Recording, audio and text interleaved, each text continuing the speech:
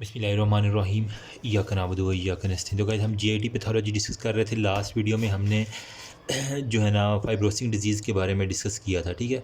उसके अंदर अब मैंने इसके बारे में सारी बातें इडियोपैथी पल्मोनरी फाइब्रोसिस जो इसके अंदर से मोस्ट इंपॉर्टेंट था ना, वो मैंने आपको बता दिया। बाकी ये जो है नॉन स्पेसिफिक इंटरस्टिशियल, इसके अंदर क्या है, क्रोनिक बाइलेटरल, मतलब एक दफ़ा पढ़ेंगे ना आपको तो वो आ जाएगा हमारे पास। ये सेलुलर पैटर्न फीचर है, लिम्फोसाइट होते हैं, प्लाज्मा होते हैं, और उसके अलावा हमारे पास टेम्पोरल हेट्रोजेनेसिटी होता है। इसके अलावा हमारे पास है क्रिप्टोजेनिक ऑर्गेनाइजिंग नमूनिया। इसके अंदर क्या होता है हमारे पास, ब्रोंकाइटिस ओब्लिटरेंस ऑर्गेनाइजिंग नमूनिया, जिसको बूप भी कहते हैं। बस इसका ये बात याद रखना, बूप, ठीक है। ब्रोंकोलाइटिस ओब्लिटरेंस ऑर्गेनाइजिंग नमूनिया इसका दूसरा नाम है, ठीक है। इसका काफोगेडिस नहीं होगा, वो बच्चों वाली बातें हैं, पैचीज़ एरियाज आपको नज़र आएंगे, ठीक है। उसके अलावा हमारे पास पॉलीपोलाइट प्लग्स होते हैं, और नमूनिया हो गया, 6 मंथ लॉन्गर होता है, वो बच्चों वाली बात है। Pulmonary involvement in collagen vascular disorder के अंदर हमारे पास क्या होता है, कोलेजन, ये सिस्टेमिक लूपस एरिथ्रोमाटोसिस और रेमेटॉइड आर्थराइटिस सिस्टेमिक, इसके सब के अंदर जो है ना वो कोलेजन वैस्कुलर डिसऑर्डर्स हैं, ठीक है। मायोटाइटिस हो गया, ठीक है। इसके अलावा और क्या है, बस यही बातें हैं। अब हम आ जाते हैं न्यूमोकोनियोसिस के ऊपर, सही है। यहाँ पे मैंने डिफ्यूज़ इंटरस्टिशियल फाइब्रोसिस के अंदर आपको कैपेसिटी सारी बता दी थी मैंने, ठीक है। ये आपको TGF बीटा के बारे में बताया था, और हमारे पास हनीकॉम्ब लंग और यूजुअल इंटरस्टिशियल नमूनिया के बारे में भी। Histological pattern is known as usual interstitial pneumonia. Pneumoconiosis के ऊपर आ जाते हैं। देखो, डिजीज़ है सिलिकोसिस, एस्बेस्टोसिस, कोल्ड वर्कर, इन सब को हम एक ही वीडियो के अंदर इंशाल्लाह कवर करने की कोशिश करेंगे। न्यूमोकोनियोसिस बेसिकली डिजीज़ है due to inhaled dust particle है, ठीक है। जो हमारे पास डस्ट पार्टिकल्स है ना, उनको इनहेल करने की वजह से जो हमारे पास हो जाएगा।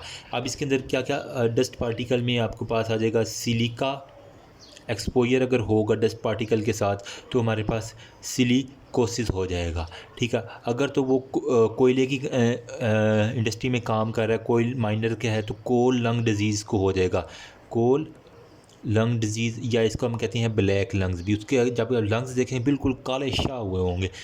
फिर हमारे पास होता है, अगर एस्बेस्टॉस का एक्सपोजर होगा तो हमारे पास होगा एस्बेस्टोसिस हो गया, ठीक है। अब इसके अंदर क्या होता है, ये फिर बाद में लंग्स का कैंसर कर देता है, जो कि मीज़ोथेलियोमा वाले टॉपिक्स के अंदर हमने डिस्कस करना है। अच्छा, एक बुक के अंदर जो है ना वो बड़ा इंपॉर्टेंट टेबल दिया हुआ है, इसको आपने अच्छे से रटा लगा लेना है। ये है हमारे पास, ये कोल डस्ट, सिलिका और एस्बेस्टॉस। कोल में क्या, सिंपल कोल वर्कर, न्यूमोकोनियोसिस, मसल होगा, नोड्यूल होगा, कॉम्प्लिकेटेड, वो सारे के सारे कोल माइनिंग के अंदर जो काम करते हैं। सिलिका अगर एजेंट होगा तो हमारे पास सिलिकोसिस होगा। सैंड ब्लास्टिंग इंडस्ट्री के, सैंड माइनिंग के अंदर, स्टोन कटिंग वाले इंडस्ट्रीज़ के अंदर होता है। जबकि एस्बेस्टॉस होगा तो एस्बेस्टोसिस होगा। पर नाम में ही आपको उसकी डिजीज़ का काम पता चल रहा है, ठीक है। माइनिंग के अंदर वो सारे के सारी इंसुलेशन हो जाती है। अब पैथोजेनेसिस के ऊपर थोड़ी सी बात करते हैं। पैथोजेनेसिस में वो कह रहा है कि अगर डस्ट पार्टिकल का साइज़ होगा और उसकी सोलबिलिटी होगी, वो बहुत माइनर करेगी, सही है। तो पैथोजेनेसिस में हमने कह रहा है कि डिपेंड करता है साइज़, शेप और उस पार्टिकल की सोलबिलिटी जो है ना, वो डिज़ीज़ के अंदर बड़ा इंपॉर्टेंट रोल प्ले करती है, ठीक है। मतलब उसकी रिएक्टिवनेस कितनी है वो भी इसके ऊपर डिपेंड करेगी। 5 से 10 माइक्रोमीटर जो होता है ना, वो जो है ना एक बड़ा पार्टिकल है, ठीक है। मतलब अब सपोज करें ये 5 से 10 माइक्रोमीटर इसका साइज़ है, और एक हमारे पास है 0.5 माइक्रोमीटर, ठीक है। ये बहुत छोटा है। अब ये अगर ये इतना छोटा पार्टिकल जाएगा तो ये तो वैसे ही ना अब्ज़ॉर्ब हो जाएगा, सही। इसका जबकि ये जो है ना बड़ा पार्टिकल, ये जाकर फंस जाएगा। जब जो चीज़ फंसेगी वो फिर काम तबाह करेगी, ठीक है। तो अमूमन जो कह रहा है 1 to 5 माइक्रोमीटर जो है ना, वो इंडस्ट्रियल पार्टिकल जो है ना वो अंदर जाके इशू ज़्यादा, मोस्टली जो इशू है ना वो इतने देखे गए हैं। सिलिका और एस्बेस्टॉस जो है ना, ठीक है। इसको थोड़ा जूम आउट करो यार। जो हमारे पास होता है सिलिका प्लस एस्बेस्टॉस, ठीक है। ये क्या है, ये रैपिड काज करते हैं जो भी इन्होंने डैमेज करना है। जबकि जो कोल है वो आराम आराम से डेली बेसिस के ऊपर जब वो लंबे अर्से तक बंदा जाता है ना, तो वो ये लेट जो है ना वो काज अपने अंदर लेके आते हैं। एक बात तो ये हो गई है। अब इसके अंदर जो है ना वो पार्टिकल इनहेल किए जाते हैं लंग्स के अंदर। उसके बाद जो सारी उसने अपना काम डालना है ना वो हम देखते हैं, ठीक है।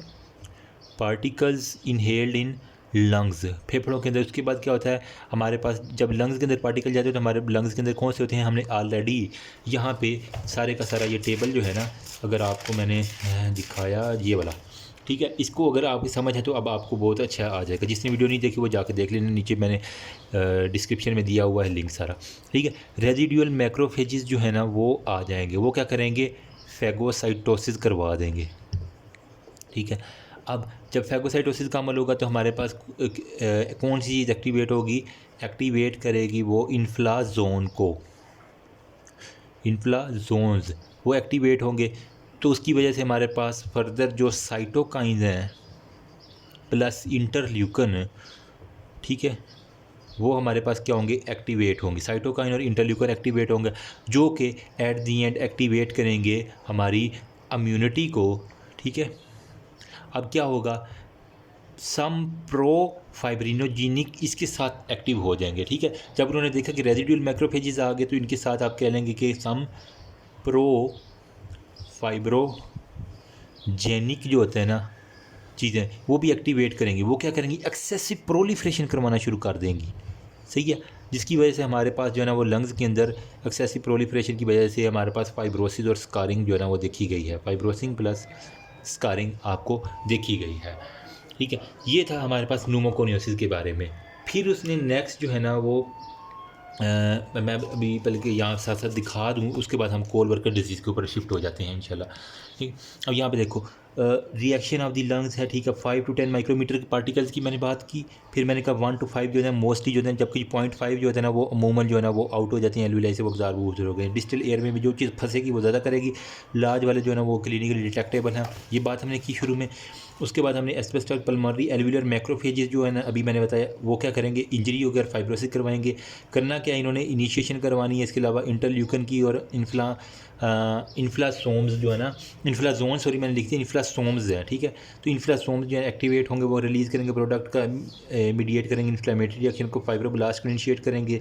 एक्सेसिव जो है ना वो प्रोलिफरेशन और कोलेजन डिपॉजिट होगा, ठीक है। उसके बाद वगैरह टमाकू स्मोक जो है ना वर्सन करती हैं इफेक्ट को इनहेल्ड मिनरल पार्टिकल होगा। अगर वो साथ सिगरेट भी पीता है ना बंदा तो वो ज़्यादा डैमेज हो जाएगा, उनके फेफड़े और भी ज़्यादा डैमेज होंगे क्योंकि वो बर्दाश्त नहीं कर पाएंगे। नेक्स्ट पे सेकंड बात में वो कह रहा है कि कोल वर्कर डिजीज़ क्या होती है। बस जल्दी से होपफुली यार आपको कुछ ना कुछ आइडिया तो हो ही रहा होगा ना इन लेक्चर से, ठीक है। कमेंट में लाजमी बताना, ठीक है। कोल वर्कर डिजीज़ इसके अंदर क्या होता है, CWD कोल वर्कर डिजीज़। इसके अंदर बेसिकली क्या होता है, patient expose to the coal carbon, ठीक है। तो वो कोल जो कार्बन है ना उसके साथ एक्सपोज्ड होता है। अब इसके अंदर 3 तरह के आपको पैटर्न दिखेंगे, 3 पैटर्न। उसके अंदर सबसे पहले होता है ए सिम्टोमेटिक, वो कहता है ए सिम्टोमेटिक एंथ्राकोसिस हो गया, ए सिम्टोमेटिक एंथ्राकोसिस। नंबर सेकंड पे हमारे पास सिंपल कोल वर्कर डिजीज़ हो जाती है। और नंबर थर्ड पे हमारे पास होती है कम्प्लेक्स कोल वर्कर डिजीज़, सिंपल कम्प्लेक्स और ये सारी की सारी हमारे पास आ जाती है। 3 कैटेगराइज के अंदर आपको ये चीज़ें देखेंगी, ठीक है। एसिम्प्टोमेटिक में क्या होगा, ब्लैक आपको एंथ्राकोटिक पिगमेंट दिखेगा, ब्लैक एंथ्राकोटिक जो है ना वो पिगमेंट डॉट्स, ठीक है। जब आप लंग्स को देखेंगे तो आपको यहाँ ना ब्लैक जो है ना ब्लैक पिगमेंट्स से डॉट से जो है ना वो लंग्स के ऊपर नज़र आएंगे, ठीक है। बट नो सेलुलर रिस्पॉन्स, इसके अंदर कोई सेलुलर रिस्पॉन्स जो है ना वो एज सच नहीं आएगा, जिसकी वजह से ये हमारे पास एसिम्प्टोमेटिक रह जाएगा। इजी हो गया। नंबर सेकंड पे हमारे पास होता है सिंपल कोल वर्कर डिजीज़ में क्या होगा, मैक्रोफेजेस जो है ना वो एक्टिवेट होंगे, मैक्रोफेज एक्टिवेट होंगे, लेकिन कोई भी पल्मोनरी डिसफंक्शन जो है ना वो नहीं होगी, ठीक है। पल्मोनरी डिसफंक्शन कोई भी नहीं होगी, सिंपल बस मैक्रोफेज एक्टिवेट होना, वो अपना ज़्यादा नहीं डैमेज करेंगे। कम्प्लेक्स कोल वर्कर में क्या होता है, ये था सिंपल, इसी वजह से इसको सादा से कहेंगे, सादा सा बंदा है, अल्लाह वाले लोग हैं ये, ठीक है। कम्प्लेक्स कोल वर्कर डिजीज़ में क्या होता है, बोथ सेलुलर रिस्पॉन्स, ठीक है। यहाँ पे ना सेलुलर था ना डिसफंक्शन था, यहाँ पे अब आपने कम्बिनेशन बना देना दोनों का, सेलुलर रिस्पॉन्स होगा, ठीक है, प्लस पल्मोनरी डिसफंक्शन, ठीक है।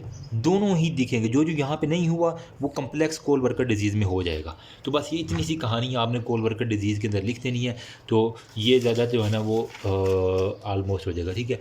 इसके अंदर क्या होगा, फिर आपको प्रोग्रेसिव मैसिव फाइब्रोसिस जो है ना वो दिखेगी, प्रोग्रेसिव मैसिव फाइब्रोसिस आपको दिख जाएगी।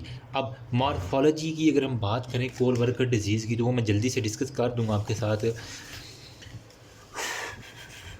ओके, मॉर्फोलॉजी में क्या होगा, एक तो हमारे पास मैंने कहा पल्मोनरी एंथ्राकोसिस होगा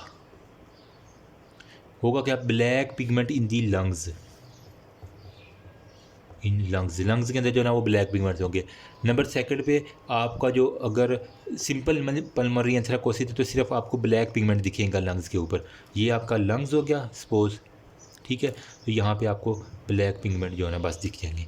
अगर आपकी सिंपल कोल वर्कर डिजीज़ है तो आपको किस तरह फाइंडिंग नज़र आएगी, सिंपल कोल वर्कर के अंदर आपको दिखेगा मैक्यूल्स प्लस हमारे पास नोड्यूल्स, ठीक है। मैक्यूल्स क्यों बने, क्योंकि वहाँ पे जो है ना वो कोलेजन फाइबर जो है ना वो सिंथेसिस हो गया, लेकिन इसके अंदर मैक्रोफेज एक्टिवेट होंगे लेकिन कोई फर्दर इतना डैमेज नहीं होगा। नंबर थर्ड पे हमने कहा था कॉम्प्लेक्स कोल वर्कर डिजीज़, तो इसके अंदर क्या होगा, यहाँ पे था दो चीज़ें नोड्यूल सिंपल हैं, इसके अंदर क्या होगा मल्टीपल टपाटप मल्टीपल नोड्यूल जो है ना वो बनने शुरू हो जाएंगे, ठीक है। प्लस इसके साथ स्कार्स बनने शुरू होंगे जिनका डायमीटर 2 to 10 सेंटीमीटर होगा।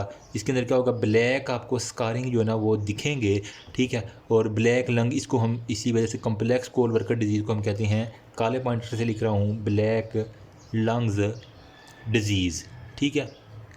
इसको हम ब्लैक लंग डिजीज़ भी कहते हैं। अब इसके अंदर जो है ना क्लिनिकल फीचर्स यहाँ पे जो लगे हाथ बस ख़त्म करें इसको।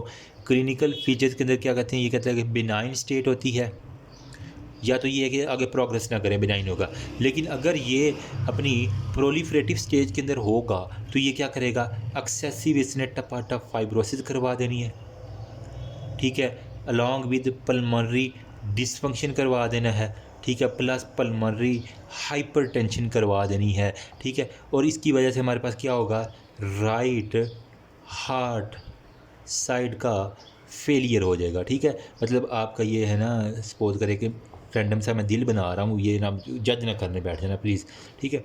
अब ये हमारे पास जो है ना ये राइट साइड है सारे की सारी, ये लेफ़्ट साइड है, तो ये इसका राइट साइड जो है ना वो सारे का सारा, क्योंकि लंग्स के अंदर आगे से जो है ना वो जा नहीं रही ब्लड की सप्लाई, ठीक है, डीऑक्सीजनेटेड ब्लड वहाँ से नहीं, तो वहाँ से भी क्या होगा, राइट साइड का जो है ना हार्ट ब्लॉक होने की खदशात बहुत ज़्यादा हैं। तो यहाँ पे अभी मैं कोल वर्कर डिजीज़ के अंदर देख लेते हैं, किधर गया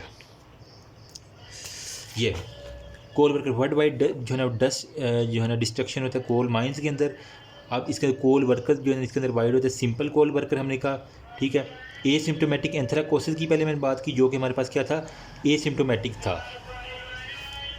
जूम करो ना यार, क्यों इतना नीचे लेके जा रहे हो, okay sorry for the background noise. अच्छा, एसिम्प्टोमेटिक एंथ्राकोसिस था। नंबर सेकंड पे सिंपल कोल वर्कर न्यूमोकोनियोसिस था, CWB। और उसके बाद हमारे पास था प्रोग्रेसिव, सेकंड थर्ड पे हमारा कॉम्प्लिकेटेड कोल वर्कर, या कॉम्प्लिकेटेड का कहीं कहीं प्रोग्रेसिव भी लिखा हुआ है ना, ठीक है। तो जो भी दोनों में से जो भी चीज़ लिखी हो ना यार, कैमरा की आपको ओके, ठीक है, तो आपने समझ जाना है कि ये किस कैटेगरी में, ठीक है। उसके बाद वो कह रहा है 10% जो है सिंपल कोर परसेंटेज आप देख लीजिएगा, अप्लाई करते हैं कॉन्फ्लुएंट न्यूमोकोनियोसिस डिजीज़ यहाँ पे होती है। इसके बाद वो कह रहा है कि कार्बन कंटामिनेटेड जितने भी पार्टिकल होते हैं वो कोल वर्कर।